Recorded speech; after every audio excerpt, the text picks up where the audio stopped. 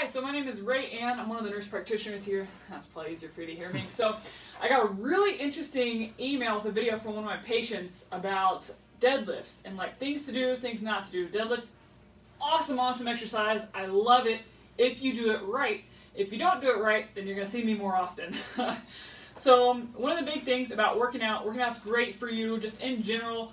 Getting movement in is awesome, but one of the big things that I work on here, I work on pain, and then I do function. So sometimes you don't feel pain, but the muscles and your body's not functioning like it should, right? So if you work out and you increase the weight on something, then it's going to increase the muscle that's not functioning right, and you're going to notice that, and that's typically where people get pain, and then they have to come in and see me.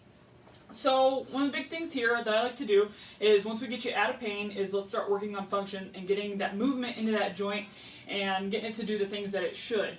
One of the biggest and easiest things that I work on here is collapsing arches. So your feet, they should be nice and flat when you're walking, right? But if your arches are collapsing, then your feet will be falling in and you'll be walking, and that translates up to the rest of your leg. So typically your IT bands will be off, your gastrocnemius, so your calf will be off. So just like the outside of your leg, the back of your calf, and they'll have to work really hard in order to pull those arches up in order to walk right. But say we don't do that, right?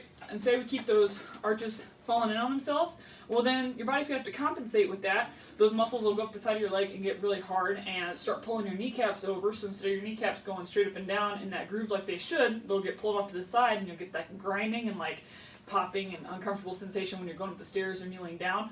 And also, you'll get more wear and tear on the inside of your knees because they're going to have to compensate for what's going on down here with your feet. So, if you have collapsing arches or you're having knee pain or, in general you just want to increase your gains in the gym, definitely come on in, check us out.